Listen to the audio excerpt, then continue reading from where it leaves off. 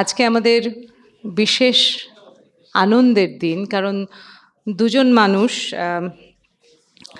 শামীম আমিনুর রহমান এবং হাসনাত আব্দুল হাই, তাদের নিয়ে সাক্ষাৎকার ভিত্তিক দুটো বই লিখেছেন এলিজা বিনতে এলাহি, এবং বই দুটো প্রকাশ করেছে অক্ষরবৃত্ত চট্টগ্রাম থেকে। আমাকে বলা হয়েছে, এখানে আমার কোনো ভূমিকা নেই, মানে এই ভবনে আছি দেখে দুটি কথা বলার সুযোগটা নিচ্ছি। আমার একটা সুবিধা আছে যে এই দুজনের মধ্যে হাসনাত আব্দুল হাই স্যারের কথা নাই বললাম, কারণ তিনি আমাদের গুরুজন, তাকে নিয়ে ঠিক কোনো কিছু বলা আমার শোভা পায় না।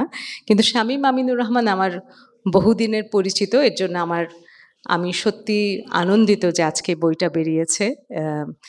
এর জন্য অবশ্যই এলিজাকেই ধন্যবাদ জানাতে হয়, এবং প্রকাশককেও।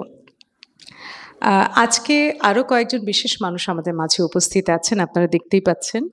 আজকে এনামুল হক, তাকেও আমার সৌভাগ্য, বহু বছর ধরে তাকে চিনি, দেখছি। তিনি পরিব্রাজক, প্রকৃতিবিদ। ইনাম ভাই আছেন, আর জালাল আহমেদ, তিনি লেখক ও আলোকচিত্রী, আমাদের মাঝে আছেন। মোজাফর ভাইয়ের সঙ্গে আমাদের বহুদিনের পরিচয়, কালিও কলমের সুবাদে, লেখালেখির সুবাদে।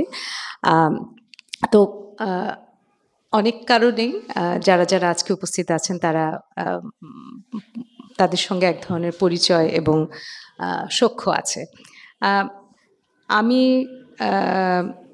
শামীম আমিনুর রহমান মনে মনে ভাবছিলাম যে এলিজা দুজন সম্বন্ধে লিখলেন কিংবা সাক্ষাৎকার নিলেন, তা আসলে ওদের মধ্যে কি মিল?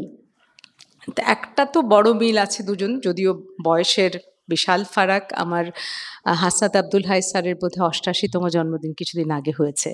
হ্যাঁ, ৮৯। হ্যাঁ, তো হ্যাঁ, ওটা একটা ব্যাপার আছে, জন্মবার্ষিকী আর জন্মদিন। তো আমার মনে হয় জন্মদিন বোধহয় ৮৯তমই হবে, তো বছর হয়তো ৮৮ হতে পারে। যাকে তো আর শামীম আর আমরা একই বয়সী, বললাম না, অঙ্কটা করেই নেন আপনারা। তো একটা দুজনের মধ্যে একটা মিল কি জানেন, যে তাদের জীবন সম্বন্ধে একটা বড় কৌতূহল আছে। সেটা অবশ্যই হাসনাত আব্দুল হাই এত বছর বয়সে, এই পরিণত বয়সেই বলা চলে, পরিণত বয়সে এসেও তার কৌতূহল, আমি শুনছিলাম তার একটা সাক্ষাৎকার, মানে এক বিন্দুও কমেনি। শামীমের বয়স এতটা পরিণত না, কিন্তু এই দুটো সাক্ষাৎকারে যে জিনিসটা উঠে আসে, যে আসলে ছোটবেলা থেকে যে মানুষের একটা কৌতূহল, একটা জিজ্ঞাসা, একটা অন্যভাবে দেখার একটা চেষ্টা, এটা কিন্তু অনেক ছোটবেলা থেকে দুজনের মধ্যেই ছিল। এটা আমার খুব সুন্দর একটা মিল মনে হয়েছে। আমি জানি না আপনারা একমত হবেন কিনা, কিন্তু বিশেষ করে আমিনুর রহমান শামীমের সঙ্গে আমার প্রায় ৪৫ বছর প্লাস পরিচয়, এবং আমি যদি আজকে যেটুকু যাই চেষ্টা করছি শিল্প সাহিত্য সঙ্গে থাকার, তার একটা কোথাও কিন্তু শামীমেরও বড় অবদান আছে। কারণ আমরা যখন প্রথম বর্ষে কিংবা দ্বিতীয় বর্ষে, আমাদের বড় ভাই আছেন ময়লা ভাই, প্রকৌশল বিশ্ববিদ্যালয়ে যখন আমরা পড়ি, তখন বোধহয় আমার এই প্রথম কিংবা দ্বিতীয় বর্ষে হবে, হঠাৎ শামীম বলল যে চার্চ দেখতে যাবি?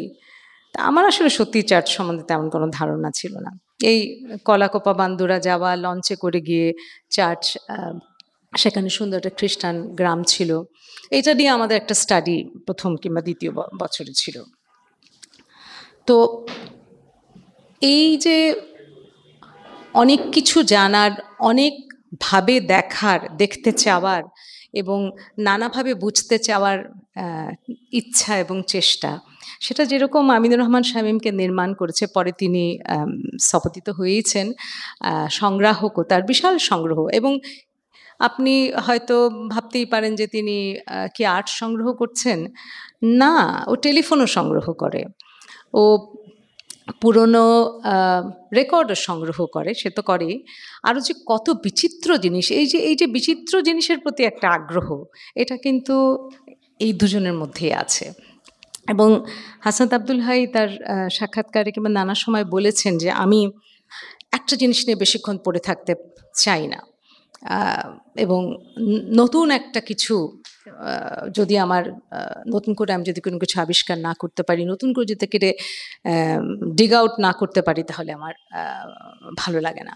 তো সেটা এমন নয় যে প্রত্যেকবার নতুন কিছু করছেন বলে আগেরটা ভুলে যাচ্ছেন। মানে সেভাবে ইরেজ হয়ে যাচ্ছে না।